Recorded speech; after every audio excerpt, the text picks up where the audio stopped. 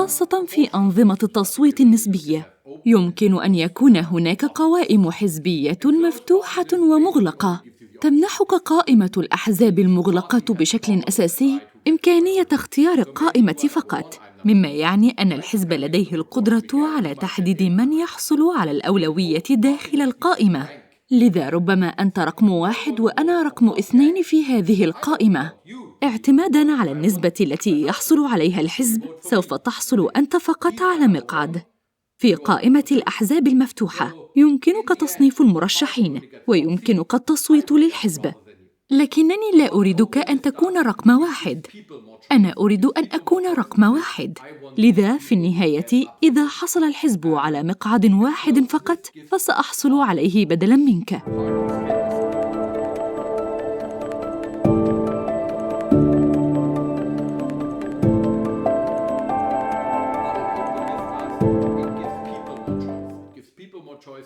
ما تفعله القائمة المفتوحة فهي تمنح الناس مزيداً من الخيارات لأخذ القرار أن يرتفع هؤلاء الأشخاص إلى القائمة. القائمة المغلقة تمنح الأحزاب المزيد من القوة. يمكن للأحزاب أن تقرر أن هؤلاء هم مرشحون في هذا المجال، ونتوقع أن نحصل على 5 أعضاء. لذلك سنضع الأماكن ال5 الأولى، أشخاصاً مخلصين حقاً للحزب، أشخاصاً يمكننا التحكم فيهم. لذا فهو يمنح الهياكل الحزبية والقيادات الحزبية مزيداً من القوة، بينما تمنح القوائم المفتوحة الناس والناخبين مزيداً من السلطة ليقولوا إنني أريد أن أقرر من أريد، وتميل إلى أن تكون أكثر شفافية، ولكن يعتمد أيضاً على مدى ديمقراطية الأحزاب.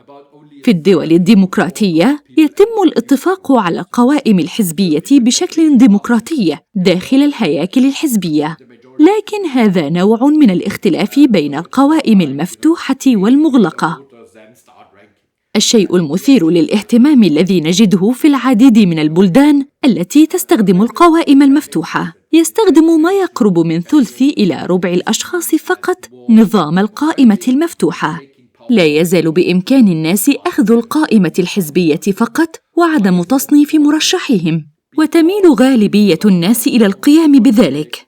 لذا ليس الأمر أن 80% من الناخبين يقومون بالترتيب، فنحن في الواقع نجد أن الكثير من الناس لم يستخدموا إمكانية الترتيب، ولكن عندما يفعلون ذلك يمكن أن يحدث فرقاً ويمكن أن يغير ترتيب المرشحين. ينظر إليه على أنه أكثر ديمقراطية ويأخذ السلطة من قيادة الحزب والهياكل الحزبية. لماذا هذا مهم؟ لأنه في كثير من البلدان التي تمر بمرحلة انتقالية ما بعد الصراع لا تكون الأحزاب وقيادة الأحزاب ديمقراطية دائماً كما ينبغي، وبالتالي لانتزاع السلطة من القيادات الحزبية والهياكل الحزبية الأقل ديمقراطية، حيث يقرر شخص واحد أو مجموعة صغيرة من الأشخاص من يجلس في البرلمان ومن لا يجلس. هؤلاء الأشخاص يعتمدون حقاً على الهياكل الحزبية. يوافق الكثير من الناس بأنه يجب أن يكون لدينا قوائم مفتوحة بحيث يكون لقيادة الحزب تأثير أقل على النواب، ويكون النواب أكثر قوة لأنهم يتحدثون أولاً إلى الناس بدلاً من التحدث إلى قيادة الحزب.